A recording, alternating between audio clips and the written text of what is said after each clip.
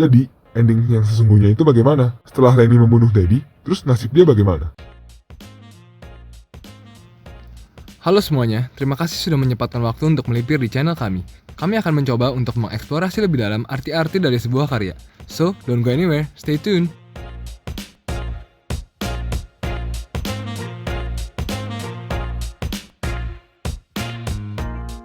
Selamat datang kembali Sobat Tanya-Tanya, kembali lagi sama Bang Soto di sini akan mencoba untuk memuaskan rasa penasaran kalian. Pada episode kali ini kita akan ngebahas karyanya dari Christopher Nolan lagi nih. Oh ya, sebelumnya gue juga udah buat pembahasan tentang filmnya Om Nolan yang berjudul Interstellar dan juga Inception. Kalau ada yang penasaran boleh diklik di atas ya, atau mungkin nanti bisa klik link di deskripsi video ini di bawah. Oke, film ini dirilis di tahun 2000 berjudul Memento. Yang membuat cerita dari film ini adalah adiknya Christopher Nolan sendiri, yaitu Jonathan Nolan. Yang menarik dari film ini adalah ceritanya itu diceritakan dengan plot yang berjalan mundur dari belakang, lalu di akhir filmnya baru ketahuan awal ceritanya kayak apa. Nah, inilah yang membuat beberapa dari kita menjadi gagap paham, namun tetap aja sangat penasaran dengan film ini. Oke, tanpa banyak basa-basi lagi, langsung aja gue kasih tahu dulu jalan cerita dari film ini secara singkat. Jadi film ini itu dibintangi oleh Guy Pearce sebagai tokoh utama yang berperan sebagai Leonard Shelby atau yang bisa disebut dengan panggilan Lenny. Lenny ini berprofesi sebagai investigator di suatu perusahaan asuransi dan dia itu memiliki penyakit short term memory loss karena suatu insiden yang menimpa istrinya. Lalu ada juga John Gamble yang dipanggil dengan panggilan Teddy. Teddy di sini berperan sebagai polisi atau detektif yang membantu penyelidikan atas insiden istrinya Lenny tersebut. Lalu ada juga istri dari Lenny yang katanya sudah meninggal. Dan lalu ada Natalie yang berperan sebagai seorang bartender yang merupakan pacarnya Jimmy Grants. Lalu ada juga Jimmy Grants itu sendiri yang merupakan bandar narkoba dalam film ini. Lalu ada juga Dot yang merupakan asosiat dari Jimmy yang mengincar si Jimmy dalam film ini. Lalu ada Sammy Jenkins yang juga yang katanya mengalami short term memory loss juga. Lalu juga ada Mrs. Jenkins yang berperan sebagai istri dari Sammy Jenkins. Oke, kita lanjut ke plotnya. Jadi, sesuai penjelasan yang diberikan oleh Christopher Nolan itu sendiri, jika digambarkan, plotnya itu bergerak dengan alur seperti yang ini. Kalian ingat kan, di film ini ada bagian yang gambarnya hitam putih dan ada juga yang berwarna. Untuk scene-scene yang berwarna itu, plotnya ceritanya itu berjalan mundur seperti ini. Lalu, untuk scene yang berwarna hitam putih itu, berjalan maju secara berurutan secara normal seperti ini. Nah, lalu, nantinya di akhiran filmnya itu akan bergabung, yang mana itu menjadi ending dari film ini. Nah, oke. Jadi secara singkat itu, film ini mengisahkan tentang seseorang yang bernama Leonard Shelby, yang mana dia itu mempunyai short term memory loss. Jadi dia itu paling hanya bisa mengingat cuman sekitaran 15 menit aja dari peristiwa yang dia udah jalanin. Ingatan Lenny ini hanya sebatas sampai istrinya itu diserang oleh penyusup yang masuk ke rumahnya. Dimana lalu saat dia mau menyelamatkan istrinya itu, dia dijedotin kepalanya oleh penyusup tersebut. Dan sejak kejadian itu, memori yang ia sanggup tampung hanyalah sebatas 15 menitan aja gitu. Lalu solusi yang digunakan oleh Lenny untuk mengetahui orang-orang yang dia udah pernah ketemuin atau mungkin barang-barang yang mana aja yang dia milikin adalah dengan memfotonya dengan foto Polaroid lalu diberikan note-note gitu. Lalu petunjuk-petunjuk yang lebih penting seperti fakta-fakta pembunuh istrinya tersebut ia tuliskan dalam bentuk tato di seluruh badannya karena tujuannya dia itu ingin membalaskan dendam untuk istrinya tersebut. Nah, lalu seiring dengan berjalan mundurnya film ini, kita diperkenalkan oleh sosok Teddy yang sudah seperti lumayan mengenal si Lenny. Tapi ya Lenny pun juga belum terlalu mengenal dia karena kan walaupun dia udah berkali-kali ketemu si Teddy ini, dia akan selalu kayak ketemu orang yang pernah baru dia ketemuin aja gitu kan. Lalu kita juga diperkenalkan oleh sosok wanita yang bernama Natalie. Natalie ini nampak-nampaknya merupakan orang yang lumayan bisa dipercaya karena si Natalie ini ternyata memberikan petunjuk yang lumayan kuncian untuk terungkapnya identitas si Teddy tersebut. Tetapi penonton di sini semakin dibingungkan dengan adanya Dot yang sempat mengejar Lenny. Lalu adanya Natalie yang ternyata bonyok gara-gara si Lenny itu sendiri. Dan juga seiring berjalannya film, kita disuguhi dengan scene-scene yang black and white ini yang dimana Lenny ngobrol di telepon dengan orang yang tidak kita kenal. Menceritakan tentang Sammy Jenkins yang katanya memiliki short term memory loss juga seperti si Lenny ini. Sammy itu ceritanya klien asuransi yang diinvestigasi oleh Lenny pada dulunya. Dan Sammy itu akhirnya secara tidak langsung membunuh istrinya dengan memberikan insulin secara terus-terusan gitu. Dari cerita yang hitam putih tersebut dan yang berwarna itu akhirnya bersinggungan di saat-saat pengungkapan terakhir bahwa ternyata sebenarnya penjahat yang Lenny ingin balaskan dendamnya itu sudah dibunuh oleh Lenny sejak lama. Padahal kenyataannya kan gak seperti itu. Film pun ditutup saat Lenny berhenti di depan tukang tato. Sangat membingungkan bukan jalan ceritanya? Sebenarnya Om Nolan di sini pengen ngasih kita sebagai penonton kayak simulasi hilang ingatan gitu, yang mana membuat kita jadi linglung sama seperti si Lenny tersebut. Nah, tapi tidak mungkin dong Bang Sote membiarkan para penontonnya kebingungan. Nama channelnya aja udah mengapa demikian. Jadi sebenarnya kalau kita urutkan secara kronologis, jalan ceritanya itu seperti ini. Jadi sebenarnya semua itu berawal dari seorang Lenny yang bekerja sebagai investigator di sebuah perusahaan asuransi. Lalu dia itu menyelidiki Sammy Jenkins yang katanya mengalami STML akibat dari kecelakaan mobil yang menimpanya. Ternyata Sammy Jenkins adalah seorang penipu. Oh ya, dan juga sebenarnya Sammy Jenkins itu tidak memiliki istri seperti yang dibayangkan oleh si Lenny di memorinya. Seperti yang dibilang oleh Lenny sendiri, bahwa memori itu sulit dipercaya karena memori dapat terdistorsikan dan dapat dibelokkan. Because your notes could be unreliable. Memory's unreliable. Oh, please. No, really. Memory's not perfect. It's not even that good. Lalu pada suatu malam, rumah dari Lenny itu disusupin sama 2 orang pecandu narkoba yang mengira bahwa si rumah Lenny itu hanya ada istrinya seorang diri aja. Jadi istrinya pun diserang di situ.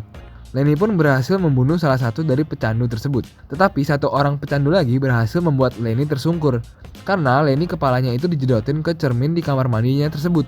Lalu istrinya itu sebenarnya selamat dari kejadian itu. Tetapi Lenny itu menjadi mengalami STML itu. Yang mana dia itu hanya mampu mengingat peristiwa selama 15 menit aja. Istri dari Lenny itu sebenarnya memiliki penyakit diabetes. Yang mana harus rutin untuk disuntik insulin.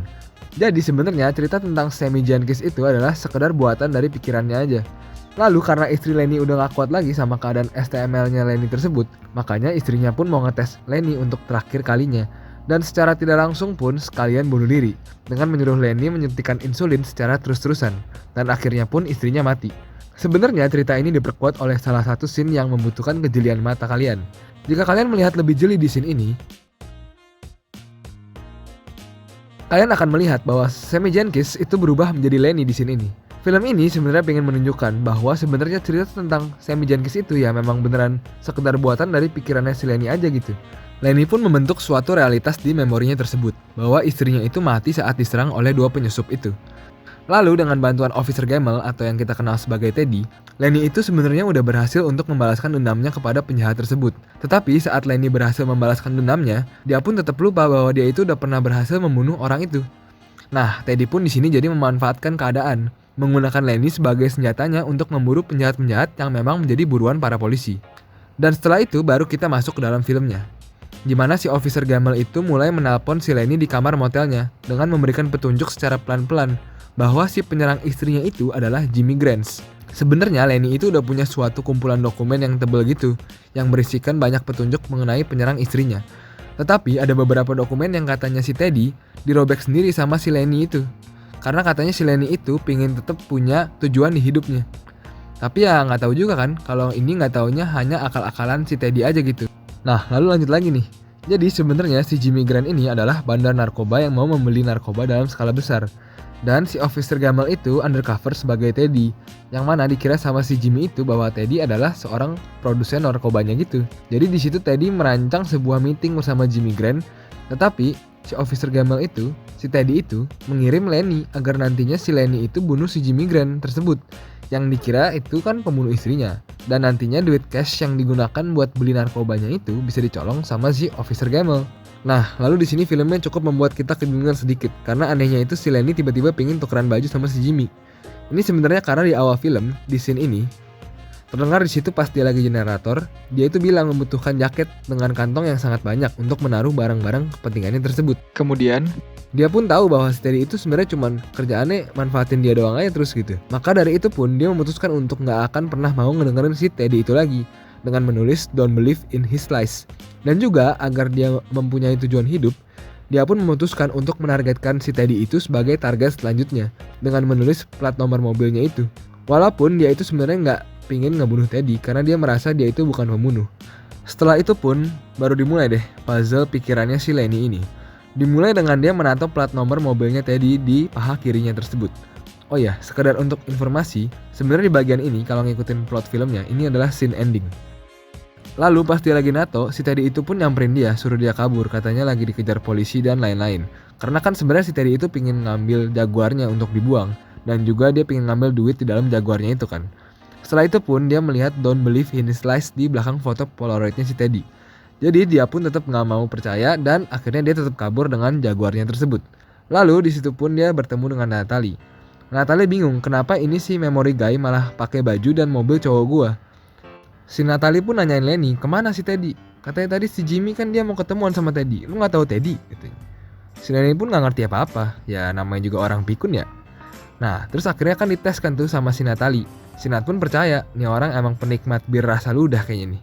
Sepertinya di sini kelihatan bahwa si Natalie itu sebenarnya lumayan ngerasa empati dan penasaran dengan apa yang terjadi sebenarnya. Natalie pun membawa si Lenny ke rumahnya. Jadi si Natalie itu sebenarnya pengen ngumpetin si Lenny ini di rumahnya, karena kan dia itu pasti diincar juga sama asosiat si Jimmy-nya itu kan. Karena dia memakai mobilnya dan juga si Lenny itu merupakan kunci dari hilangnya pacarnya itu si Jimmy. Setelah itu pun si Natalie mau balik kerja.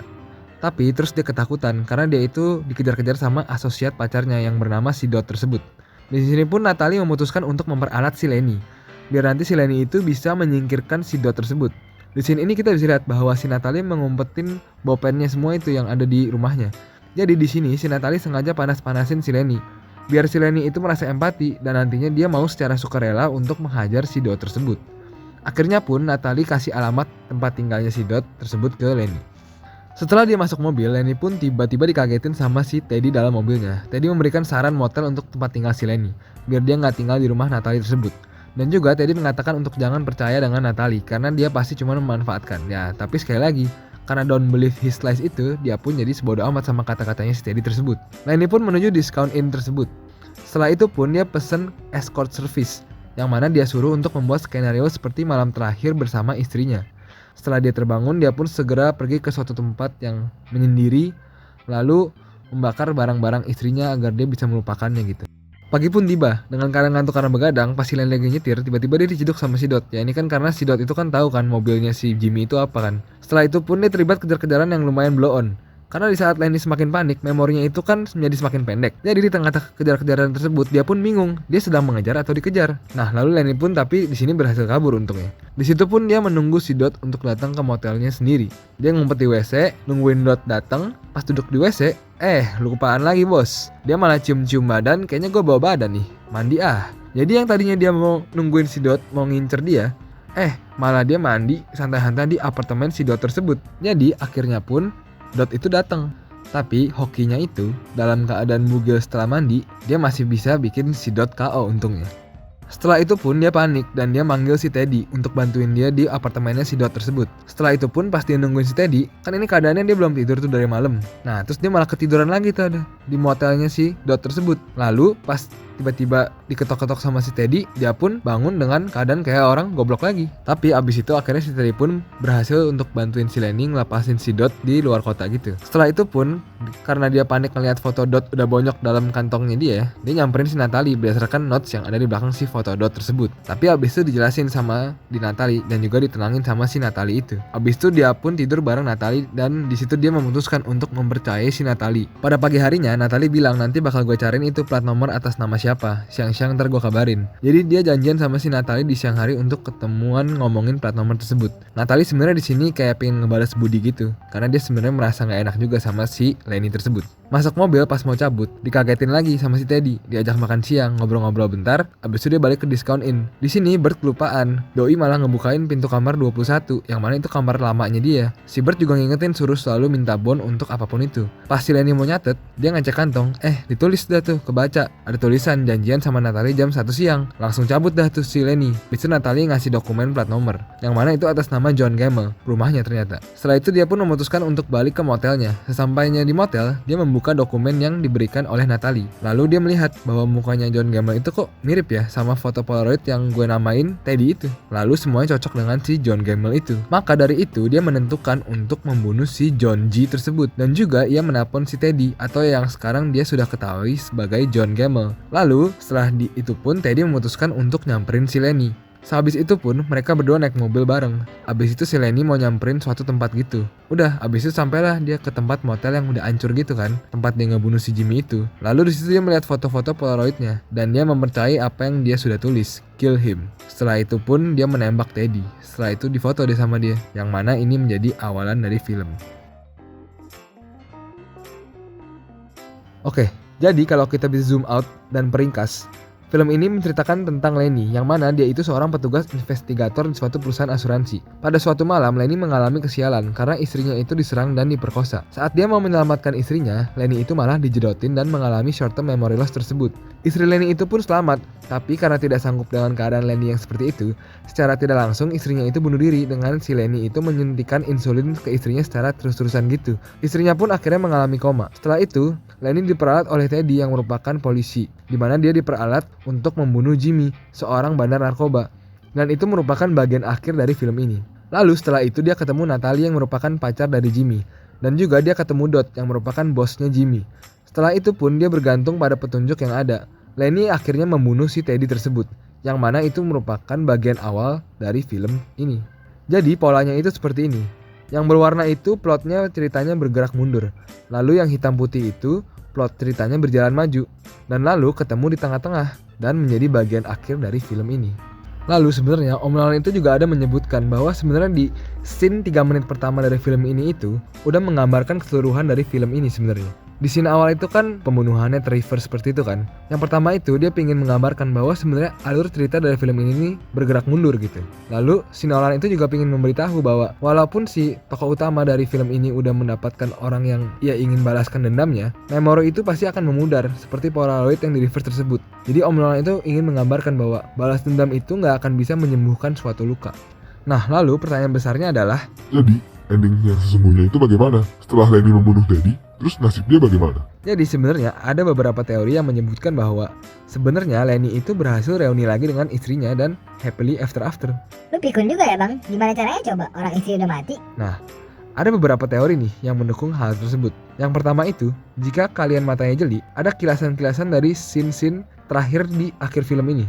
Entah ya, antara Nolan ini cuma iseng ngemasukin ini atau memang biar bisa ketemu ending dari film ini. Jadi di scene ini kan terlihat bahwa si Lenny itu lagi tiduran di sebelah istrinya. Dan di dada kirinya ini terlihat ada tato I have done it.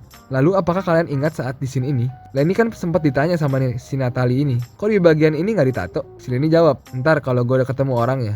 Dan juga saat dia membunuh Teddy, itu kan adalah pertama kalinya dia membalaskan dendam tanpa ada siapa-siapa lagi yang gangguin dia setelahnya kan. Selama ini kan dia dituntun sama si Teddy itu kan.